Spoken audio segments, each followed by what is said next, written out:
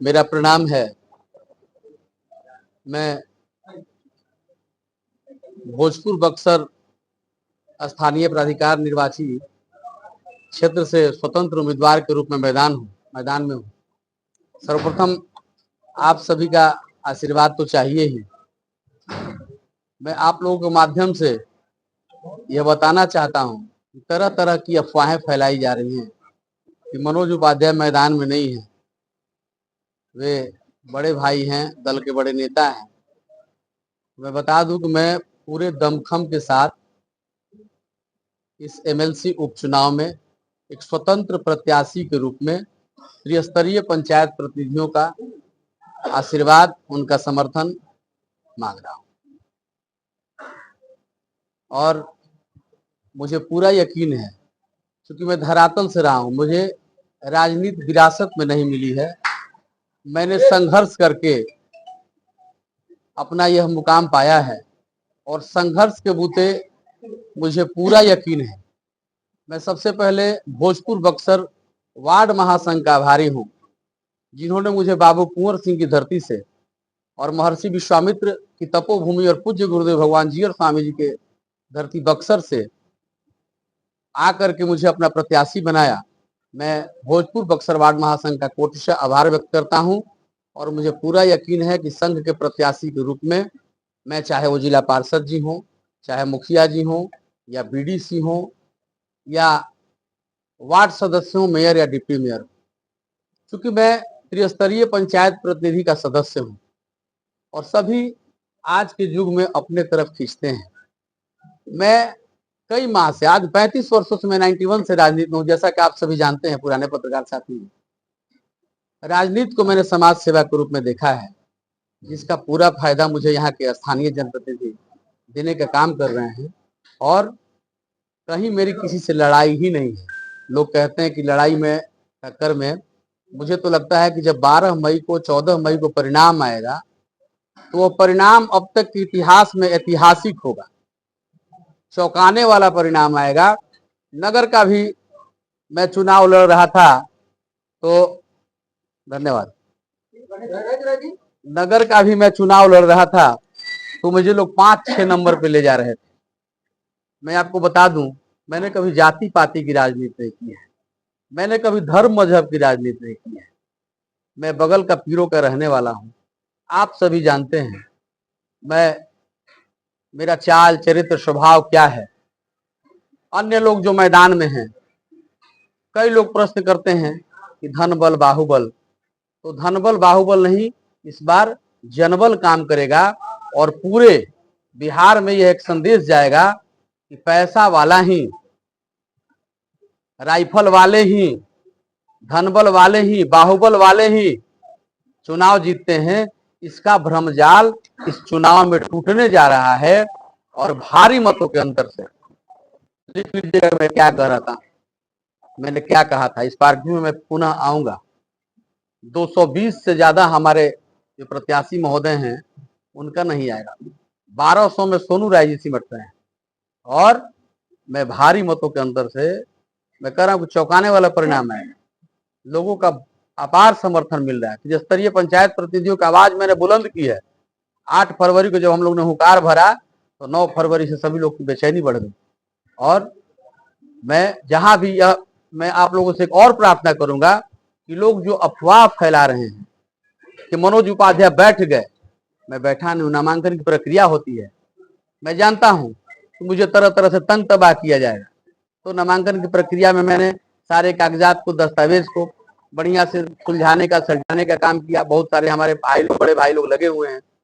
तो मैं चाहूंगा, आप लोगों से अपील करूंगा कि आप पूरा जनमत करें, पूरा सर्वे करें 25 प्रखंड में, बक्सर के 11 प्रखंड और 14 प्रखंड यहाँ। तो वोटर मेरे साथ हैं, त्रिस्तरीय पंचायत प्रतिनिधि मेरे साथ हैं। तो मैं यकीन दिला रहा हूं कि मैं चुनाव पूरे दमखम से लड़ूंगा। 23 अक्टूबर को शुभ मुहूर्त में, 23 अप्रैल को मेरा नामांकन होगा। आप सभी सादर आमंत्रित हैं और उस दिन यह तय हो जाएगा कि विजेता कौन है। आप जदयू में भी महासचिव हैं, क्या जदयू से इस्तीफा देकर ही चुनाव लड़ेंगे या जदयू में बने रहेंगे?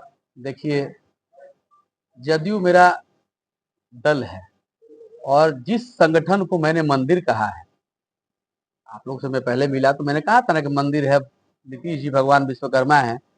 तो जिस माँ को मैंने माँ कहा, जिस चाची को मैंने चाची कहा, मैं हकीकत और वास्तविकता में जीता हूं। दल आज भी मेरे दिल में है, इस्तीफा मैं नहीं देने जा रहा हूं। दल आज भी मेरे दिल में है और मैं आज भी कहता हूं कि नीतीश जी भगवान विश्वकर्मा है।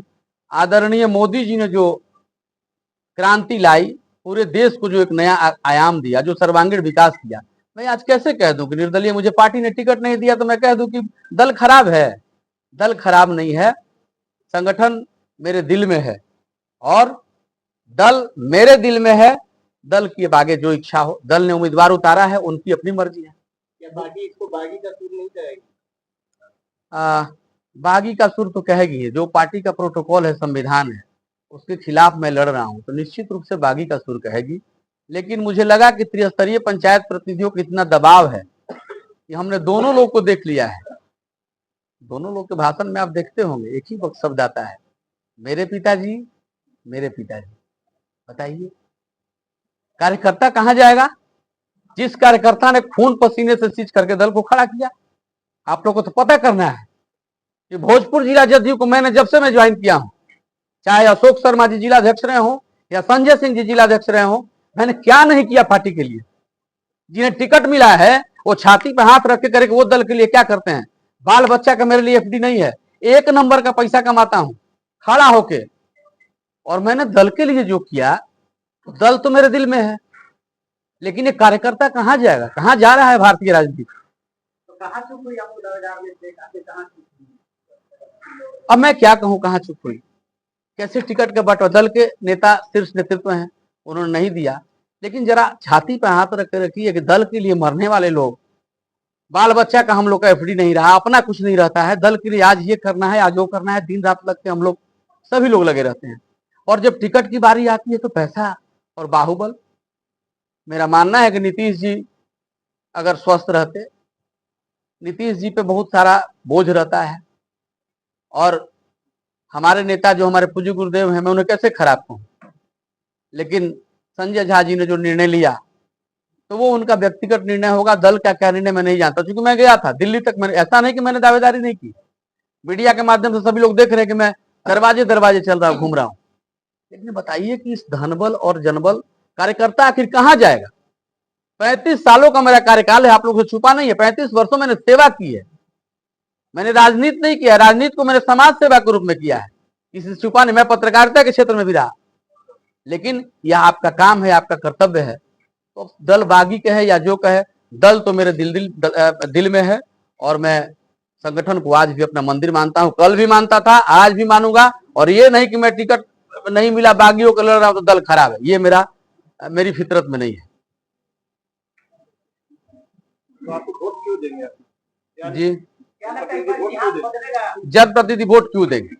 जनप्रतिनिधि वोट इसलिए देंगे कि मैं त्रिस्तरीय पंचायत प्रतिनिधि से आता हूं और मुझे लगता है कि त्रिस्तरीय पंचायत प्रतिनिधि, वार्ड सदस्य, बीडीसी, मुखिया, जिला परिषद, मैं उनके सुख दुख में रहा हूं, मैं उनके सुख दुख में रहा हूं। आप तो पत्रकार हैं, कहा जाता है कि जहां न जाए रवि वहां जाए कवि। तो आप पता कीजिए मेरे क्षेत्र में, तब आपको स्वतः जवाब मिल जाएगा कि प्रतिनिधि हमको वोट क्यों दें।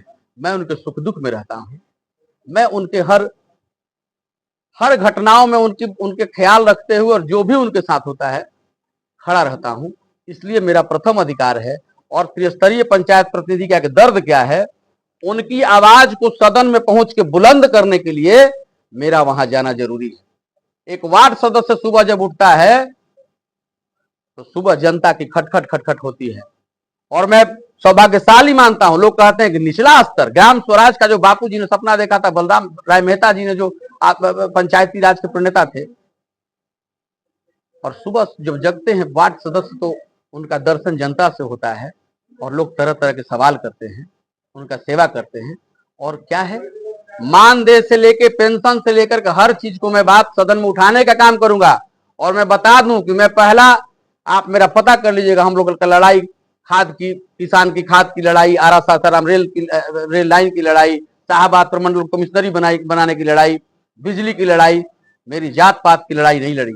और मैं वहां जाऊंगा, मैं बता देता हूं, और फिर इसी पार्क व्यू में प्रेस कॉन्फ्रेंस करूंगा जब सदन का एक एमएलसी 7,000 लोगों को लेकर के और उनके हक के लिए रोड पे निकलेगा तो एक दिव्य माहौल होगा। और मैं जानता हूं कि माननीय नेता तक आज तक किसी ने बात नहीं पहुंचाई है, लेकिन त्रिस्तरीय पंचायत प्रतिनिधियों का दर्द क्या है, ये जाइए उनके बीच पूछिए, देखिए कि उनकी क्या स्थिति है। उस आधार पर मैं कहता हूं कि मैं उनकी आवाज बन के वहां बुलंद करूंगा उनकी आवाज को। इसलिए मुझे सभी त्रिस्तरीय पंचायत प्रतिनिधि, चाहे जिला परिषद हो, सब लोग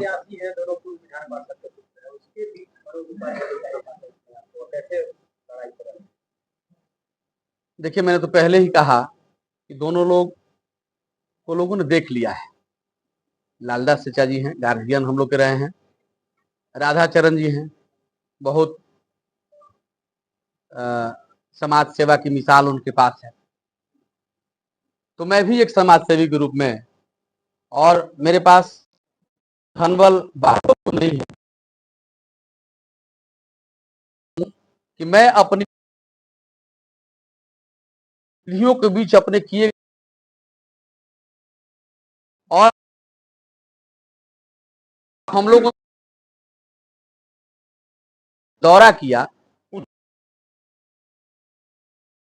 चीजें है ही नहीं, अहंकार नहीं बोल रहा है। उनसे की बात करते हैं,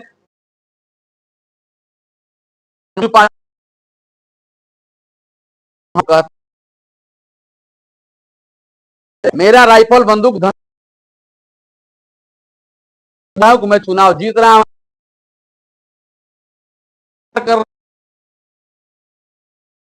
बार आप लोग हमसे जरूर बात। वार्ड महासंघ ने संघ, मुखिया संघ, जिला पार्षद संघ, त्रिस्तरीय पंचायत बनेगा जी, पूरी उम्मीद है। बाबू कुंवर सिंह की धरती रही है, वीरों की धरती रही है, और एक सामान्य वर्ग का बेटा, एक हाथ जोड़ने वाला बेटा, एक समाज सेवा करने वाला व्यक्ति, मुझे पूरा यकीन है कि यहां से बिहार विधान परिषद में बैठने का काम करेगा।